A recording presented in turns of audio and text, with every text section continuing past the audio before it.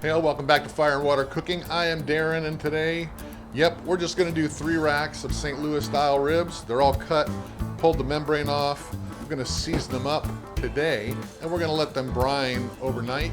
And tomorrow, we're going to actually fire up the Lone Star Grillz El Fuego trio on the pellet side, and that's how we're going to smoke these bad boys. I'll be right back and tell you what I'm going to do with these. Smoking, grilling, getting hot and hotter. Sous vide and chilling from fire and water.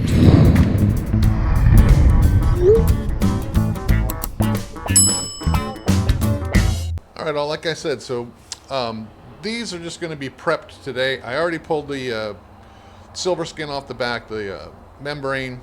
I'm going to season them up with the new Fire and Water Cooking Black and Gold Honey Barbecue that'll be coming out pretty soon.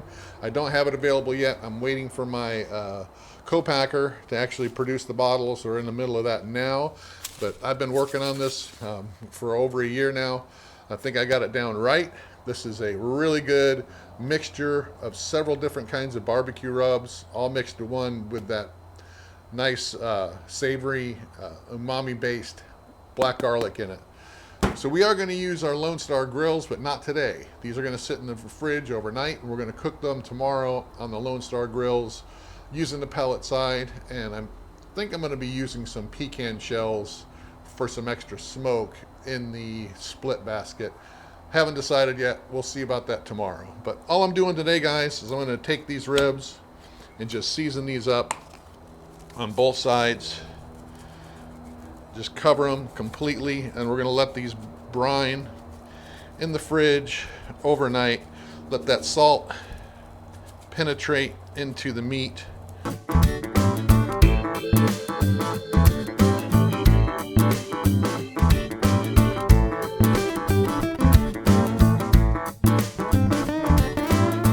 So that's it. I'm not going to bore you with doing the rest of it. Next time I see you, I'll be pulling them out of the fridge and putting them on the smoker. So I'll see you guys tomorrow when I'm ready to do that. All right, I am back. It is the next day. It's Saturday, and it's about 3 o'clock. And I'm going to cook these for about 3.5, maybe 4 hours today, maybe a little less. I just cranked on the Lone Star Grillz El Fuego trio. We're going to cook about 275. I usually cook my ribs hotter like that, maybe even get it up to 290 or so. I'm not going to wrap them. I'm not going to do any 3-2-1, anything like that. We're just going to put them on with our rub on that we had brining overnight in the fridge. You can see how they're looking right now. They're looking pretty good. They're still kind of tacky. Got that nice rub on there. Coming soon, guys. Look out below in about maybe about a month or so. This should be done and be able to order it. So really looking forward to these, guys. All right, guys, so here it is. I got these pecan shells. Like I said, I bought a box of them from the same company that makes the pecan shell pellets. And I'm going to wrap them in this foil here because, like I said, the split basket that is in the Lone Star Grillz El Fuego is the holes in it are really bigger than some of these pieces of the pecan shells. So instead of letting them fall into the fire pot and just burning up really quick, I thought I would just put these in some foil here, and I put some holes in the bottom. So they're going to smolder, and this is going to fit right in that split basket anyway. As you can tell, guys, like I said, these ribs are looking really good. They're really tacky, ready to go. So I'm going to give these, I'm going to go ahead, it's about 120 degrees right now on the temp on the smoker. So we're going to go ahead and put these pecan pellets or pecan shells in that split basket. All right, guys, my fire's going pretty good there in the fire pot. I'm going to go ahead and toss these pecan shells with the foil in there right on top of that, and we're going to generate even more smoke than we already have got going right now. So these should be pretty sweet. I really love the versatility of this grill, and this is one of the things that I really like. because you don't have to use the wood over on the wood side. You can actually put wood or things like this in there and go ahead and use that to get a little bit more smoke to your cook. All right, guys, we're going to go ahead and get these on now. So as you can see, it's still got plenty of smoke coming up. Now, I didn't have the deflector plate there, so we got direct heat coming out, and we're going to cook them kind of like we would in a pit barrel type cooker, where you're going to have direct heat coming right out towards these ribs. So that's hopefully going to give me some great flavor, and they're going to cook pretty even that way. So that's it. Let's hope they come out good. These are just a little over 2 hours now, and they're starting to look really good. I just spritzed them a couple minutes ago, and I'm going to go ahead and kind of turn these around a little, because as you're going to see, one side's starting to get a little on the darker side here. So where the flame's coming up, these are starting to get a little crispy, and I don't want them to get overcooked. So I'm going to go ahead and just turn these around the other way.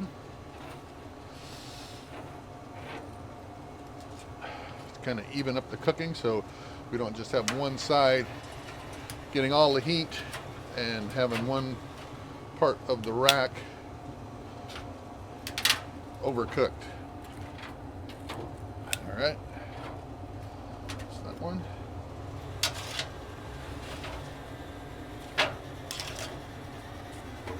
And that's it, guys. Check back. I'm going to put just a little bit more spritz on here.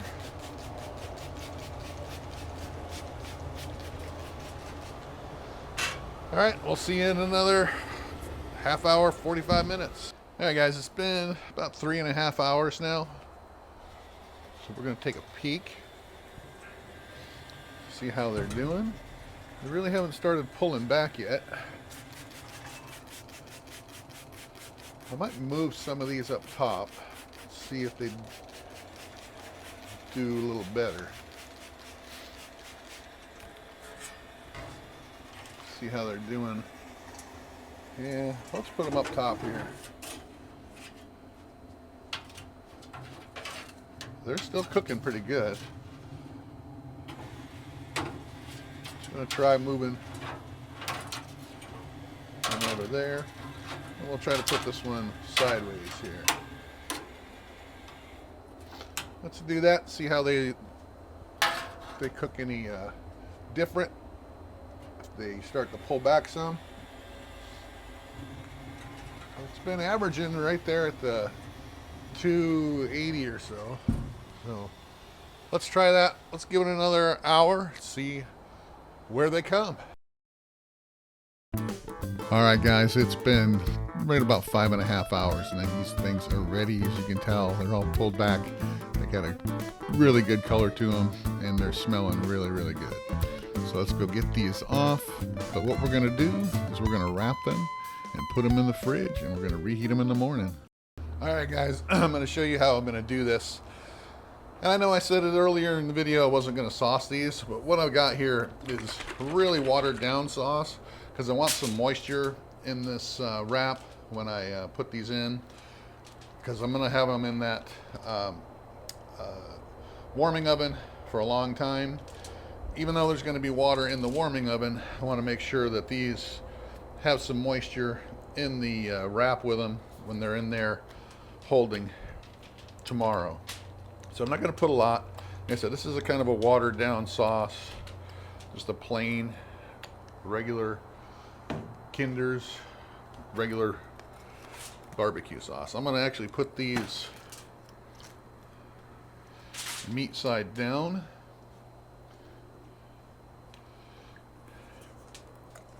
Put a little on the bottom there and a little here. Like I said, I'm not really going to soak it. And I got the really extra thick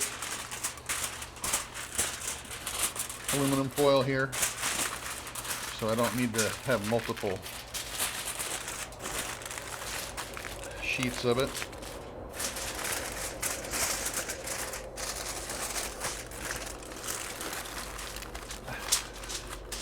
That's it, guys. A nice tight wrap. And we'll stick these in the fridge overnight. And then in the morning, we'll throw them in our warming oven. All right, it's about 8:30 in the morning. I got a water pan in my food holding oven here, and it's heating up. I'm gonna run it right at about 160, I think. And we're gonna run it for about probably about 5 hours or so. I'm gonna set my timer for 7 hours just in case, so it just continues to run at that 160 degrees with that water pan in there. It's just gonna keep them nice and warm and finish off turning into a superior barbecue. I'll see you in about 5.5 hours. All right, guys, so it's been almost 5 hours now. You can tell the temperature kind of bumps up and down to 160, back up to 174 or so, but then it'll come back down. So it kind of stays in that area, but still got plenty of water in the pan, and there's still some water in that cup. It went through about half of the cup, but I had it set for 164 the whole time. So we're gonna take this one rack out and we're gonna open it up and show you what they look like. I'm gonna leave the other two in there for now. But one of the good things about having one of these warming ovens, guys, is that you can let your food just sit in there, and just when everybody shows up, you can go ahead and take it out and serve it. All right, guys, so let's take a look at these, see how they turned out. After we cooked them yesterday for a little over 5 hours, put that little bit of sauce in here, and then let them sit in the warming oven for a good 5 hours or so. Probably could have set them in there for even longer, but I didn't want to.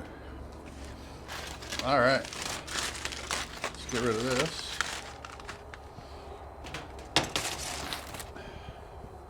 All right, guys, let's see the, let me get my paper towels over here. Check these out. It's the back side, and this is the front side. Looking really, really good. Looking really good there. Smell really good too. And they kept a lot of that moisture. So I'm going to go ahead and let's take one of the ends off here. Show you the smoke ring. Nice smoke ring on them. Nice and tender. Come right off. Huge smoke ring on them, guys.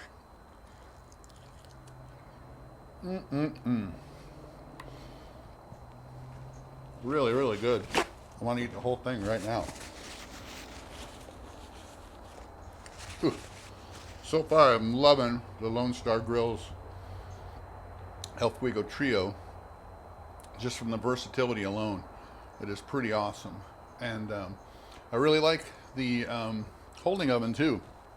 Like I said, guys, you can pick them up really cheap, and they're really good to have, especially if you entertain a lot, if you're catering, if you were a restaurant.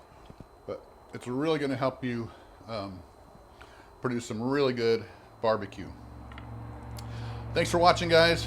Keep watching for some more different cooks on the El Fuego Trio. But like I said, these ribs are awesome, and can't complain at all. Thanks for watching. I'll see you on the next Fire and Water cooking video, and check us out on Facebook and Instagram, and check out Fire and Water Cooking Edible Creations seasonings down below.